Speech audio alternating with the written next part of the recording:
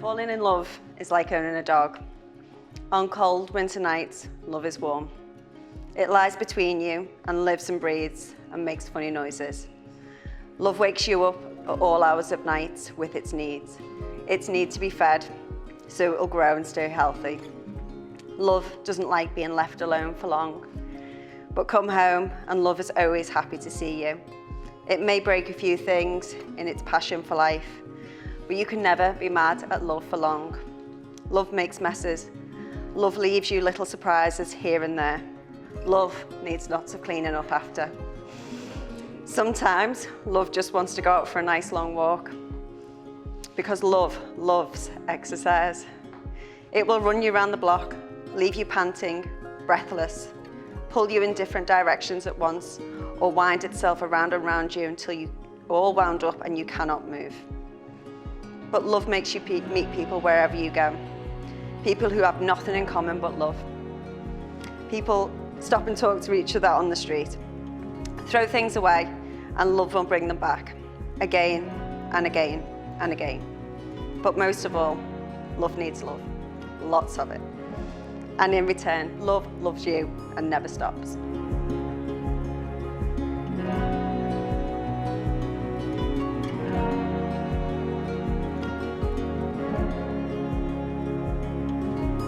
So good afternoon, everybody. I'd like to welcome you all to the beautiful barn at Yew Tree Farm on this very special occasion. And it's my pleasure to be here today to conduct your marriage ceremony. So this building in which we are met has been duly sanctioned according to law for the celebration of marriage. So as the people closest to them in their lives, you have been invited here today to share in Jordan and Rebecca's celebrations. And they would like me to thank you all for coming here on this very special day at the beginning of their married life together. So today you will all share with Jordan and Rebecca a very important moment in their lives.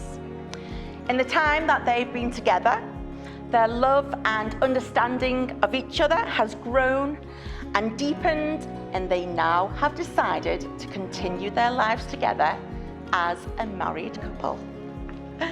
So Jordan and Rebecca, before you are joined in matrimony, it is my duty to remind you both of the solemn and binding character of the vows that you are about to make.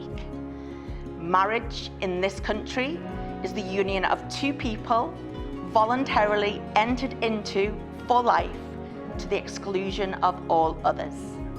Now, these vows will unite you as husband and wife and constitute a formal and public pledge of your love for each other. So any union that you enter into must be done so voluntarily. Therefore, I ask each of you this question. So do you, Jordan, by your own choice, freely enter into the union of marriage with Rebecca? I am. I do. You said recite I am after me. That was the one before. You need to say, now you need to say I do. I do. Fabulous. And do you, Rebecca, by your own choice, freely enter into the union of marriage with Jordan? I do. Excellent. So this is going to be a declaration that you'll both make to one another and by which you will formally be entered into the union of marriage. Okay, so these words you're going to say to each other. Jordan, you're going to go first, okay? So if you please repeat after me. Okay. Yeah. I, Jordan Rigby. I, Jordan Rigby. Take you, Rebecca Alice Sheldon. Take you, Rebecca Alice Sheldon. To be my wedded wife. To be my wedded wife. I pledge to share. I pledge to share. My life with you. My life with you. I love, honour and trust you. I love, honour and trust you. And look to our future together. And look to our future together. With hope, happiness and joy. With hope, happiness and joy. Fabulous, thank you. Right, Rebecca, it's your turn now. If you please repeat after me. I, Rebecca Alice Sheldon. I, Rebecca Alice Sheldon.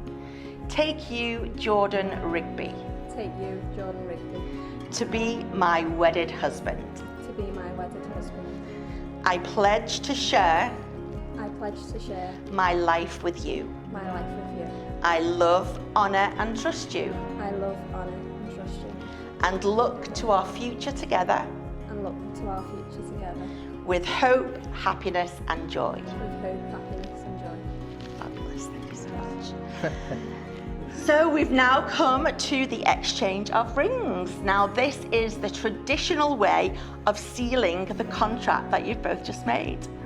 Now the wedding ring is an unbroken circle, so it has no beginning and no end, and it symbolises unending and everlasting love. And it's also an outward sign of the lifelong promises that you've both just made. That's it. Hold it in place and repeat after me. Rebecca, take this ring Rebecca, take this ring as a memory of today. as a memory of today. Wear it and think of me, Wear it and think of me, and know that I love you. and know that I love you. Fabulous, thank you. Hold it in place and repeat after me. Love you. Jordan, take this ring Jordan, take this ring as a memory of today. as a memory of today. Wear it and think of me, Wear it and think of me, and know that I love you. and know that I love you. So the odds of you and I existing at the same time must be next to impossible. And I think that's beautiful. Maybe the universe does work in my favour after all, because I got the chance to know you. So Jordan and Rebecca, you've both now made the declarations required by law, and you've made the solemn promises to one another in the presence of your family and friends here today. Now this day will form a milestone in your lives, and you'll look back upon it with love and happiness as the start of a new life together. So we hope that the feelings of love that you have for each other will deepen and grow even stronger throughout the years to come. So it now gives me the greatest of pleasure to declare that you are husband and wife. You may kiss.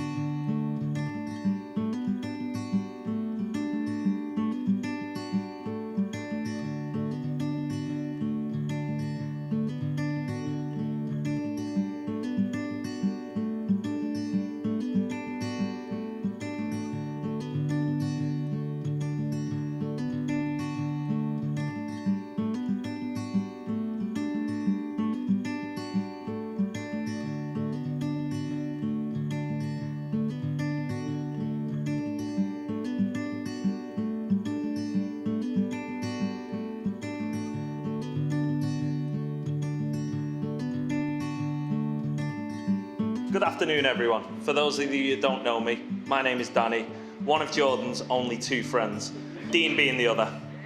And I'd like to start a little bit different to tradition, and I'd like to start with a toast. So if everyone can raise the glass. I'd like to start with a toast on Jordan's impeccable taste in best men. It really is second to none. So, a little bit about me and Jordan. We've been friends now for the best part of 15 years. We met in a social club playing darts. I do understand that description sounds more like two 50-year-old something middle-aged dads with beer guts, but it's the truth. Me and the group of lads scattered around the room were in there playing poker illegally, of course, and Jordan was playing darts across the room. One of the lads decided it'd be a good idea to take money off this 12-year-old lad stood at the dartboard. Little did he know, he'd been sharked, and before we knew it, he took all his money and most of ours, and we then started hanging around with him more and more. So after that, we just started to click, and it was certainly then that I realised Jordan was going to become an important part of my life. I'd love to say that my introduction to George was the same. and we were destined to be best mates for life. But if I'm being brutally honest, the first few times I met Jord wasn't my cup of tea. You see, Jord didn't quite blossom into the lovely man he is today until probably his early 20s.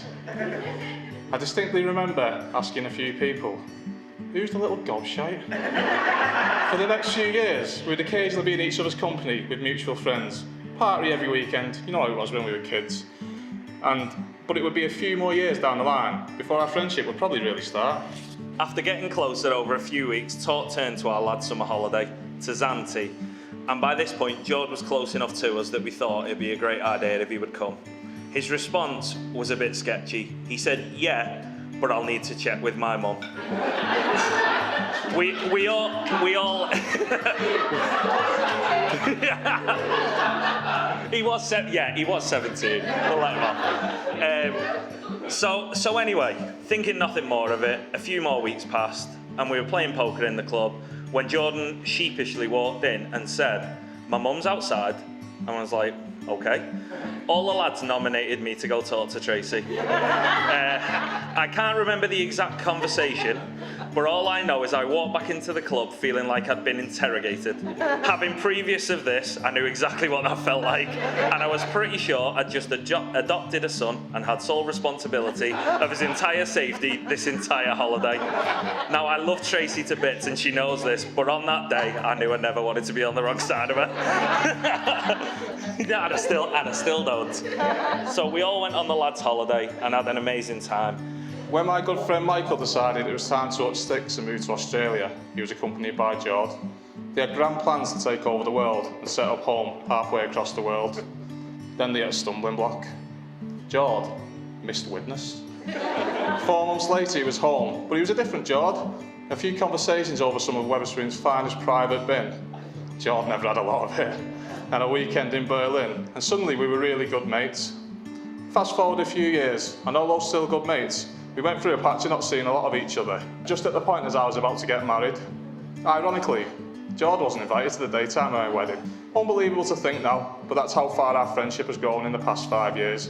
Like he said, he did end up coming, someone dropped out, and I wasn't losing out on the cost of a meal. So, we're back from Zante, and Jord told me he was moving house from round the corner of the social club to Darley Close, the same Darley Close I resided in. In fact, just a few doors down. My conversation with Tracy must have gone even better than I thought. Was I about to be upgraded to stepdad? Sorry, Gary. From then, we pretty much became inseparable. Sometimes that wasn't necessarily a good thing. I'd get him into my car, and before I even had a chance to start the ignition, phone buzzed, "Where you going?" I now felt like I was the adopted son and I had a parent with a very strict curfew. Nothing got past this all-seeing parent, not one thing. Over the next few years, mine and Jordan's relationship just went from strength to strength. Regardless of what happened outside of our friendship, we always remained friends. Dean's already touched on Jordan moving to Australia and missing home. If you're wondering, home is over here. He went to live above a pub and eventually went to the White Lion in Windermere. Now, before he moved there, we took a trip to see where he was potentially moving, and I have to say, the views were breathtaking, but I didn't quite understand what it was that was going to really stop this party animal when he wasn't in work, and if he actually would get a bit bored, because at this point, Jordan didn't need any excuse to go out. So, finish work, Cheeky bang. early kick-off in the footy, Pint afterwards. weekend off, Surely a few Guinness. one of us win a bet, Share the love with a few scoops. Man U defeat. Commiseration pint or two. Now this one really cost me over the last few years of him being a Man U fan, drowning his sorrows with a few Guinness. So I had my reservations whether this more laid-back way of life would be for him. But in his mind, it was made up. We obviously stayed in touch over text, and the next time I seen him in person, there was something different about him. There was something different, and that person was called Becky. The way he spoke about her, I knew straight away she was special. The party animal looked like a little smitten house cat. First time I'd met Becky properly was when we went out for ghetto golf for a few of our friends' birthdays, because there's probably in about 6 weeks 10 birthdays. So we grouped them all together. So I thought, pretty daunting task for her to be meeting all her boyfriends, girlfriends and friends, but this didn't faze Becky one bit. Quickly giving banter back to people, easily handling her drink, and squatting over a 2-foot black dildo on one of the holes to try and put someone off their shot. She instantly felt like one of the group, a perfect fit, and I could see exactly what it was that Jordan saw in her. Me and Jordan also had a few conversations when he first met Becky, and Danny's right, you could definitely sense a difference in him, but I always like to reserve judgment until I meet people for myself. The first time we met, we had a drink. These things are always easier over a drink. Within half an hour, the two Scousers had combined. The gin was flowing, and with a smirk and a little glance at each other, me and Jordan knew that there was trouble brewing. Now back to Jordan. I've gave you a little flavour of the type of man that the groom sat here by me is, but that doesn't really tell the whole story. I read somewhere, and when I say read, I mean watch the TikTok video, that all a person needs in their life are 3 friends to have themselves covered. A confidant, someone you can tell anything to, whether it's a particularly difficult time in your life you're going through, or the fact you're planning to propose to an amazing girl that you've been seeing. A truth teller, someone who can call you out on your bullshit and isn't afraid to have the difficult conversations when they can see the bad decisions that you're making. And a ride or die, someone that is ready to be there for you at any time of the day, whether you're about to do something stupid or you just need them to have a couch for you to crash on, or in mine and Jordan's case, the other half of his bed. Now, I'm lucky to have a lot of amazing friends, but I'm especially lucky to have one best friend that covers all of these and so much more. They say you can choose your friends, but you can't choose your family. And I stand here truly believing that. It's fate that has brought me and my brother here together, and us being as close as we are. I'm so proud of everything he's achieved, and he's going to achieve, building a life with his beautiful bride. In my eyes, it's only blood separating us. So Becky, I welcome you to our family, even though it's felt like you've been a part of it for as long as I can remember. I could go on and on about all the characteristics I love about Jordan and Becky and how well matched they are, but I think Danny's pretty much covered everything I could say. But the thing I love the most about them is how they are with my little lad Max. There's nothing better than seeing his eyes light up when he's in their company and theirs when they're around him. They treat him like he's their own. Me and Alice are so lucky to have you both around him as role models. We all love you both very much. So ladies and gentlemen, that's it from us, and we can now concentrate on stopping drinking shandies and soft drinks, and we can get on the proper ale that Jordan and Becky have paid for us. But before we do, I'll ask you to raise a glass to the new married couple, Mr. and Mrs. Rigby.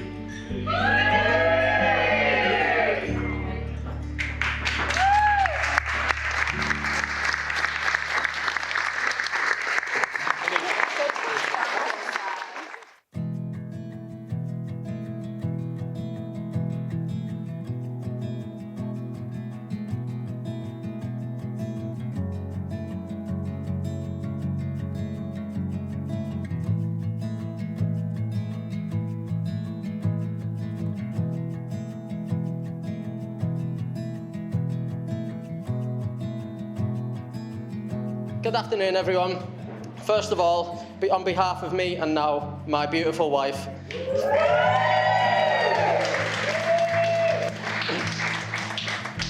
thank you all for joining us on today, what is, by a country mile, the most expensive day of our lives. But it is truly worth every penny we have spent to celebrate our day with the people that mean most to us. Before I start talking about the most beautiful person I've ever seen, I want to thank people that have made today happen, both bride and groom's parties for being the helping hand we never knew we needed, and our parents and step-parents for always being there for us no matter what the situation, pushing us to always be and do our best. And a special mention to one of my oldest friends, Michael, and his girlfriend, Sophie, for travelling all the way from the other side of the world to be here today. We can't thank you enough. I also want to mention all the people that can't be here today. The people that were invited and couldn't make it, their loss. But more importantly, to the people that are no longer with us, which is most definitely our loss. Before I tell any stories, I'm sure you already know how amazing Becky is, but I'll tell you how amazing Becky is to me. Other than being unbelievably gorgeous, when she has a goal, especially when it involves bettering herself, there's no stopping her. which just shows in how well she's doing in her career. She has a big heart and she'll do anything for the people that she loves, which is amazing considering 90% of her life she's living in Becky's bubble, where she's daydreaming away, but I feel so lucky that I get to be in that other 10%. So nearly 6 years ago, I packed my bags and I moved to Ambleside to push on in my career of babysitting drunk people, or managing pubs as it's known. But little did I know, there was a different reason that I was there for. After just a week of working there, I met the person that I would marry. My first shift with Becky was her telling me that I wasn't her boss, when in fact, I was. But even then, she was telling me what to do and how to do it. Our lives moved pretty fast in the first year of being together. From moving in with me after being together for 4 weeks, then after 10 months, venturing up to Edinburgh, attempting to run a pub together. And then we both realised that wasn't for us. Back down to Widnes and getting our whirlwind that is Henry, that built the foundation of our relationship and made what we have today so strong. And it's truly been the best 6 years of my life, and I can't wait to spend the rest of my life with you. I'll try and describe in the best way what Becky actually means to me. And there's a saying that has always stuck with me, from the god of thunder himself, Thor.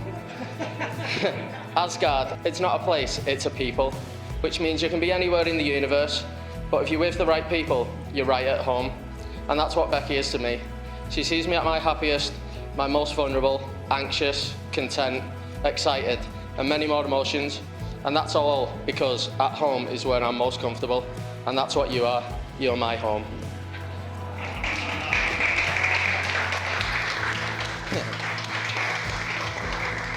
As a couple, we don't take life too seriously, as you'll see by our dancing later. But when you're planning a wedding, it makes it pretty difficult to be like that. But all our effort really has been focused around everyone just having fun, and one day looking back on today and it being a fun memory. So, from me and my wife, please drink heavily, dance erratically, and celebrate the rest of our day with us. Enjoy your day.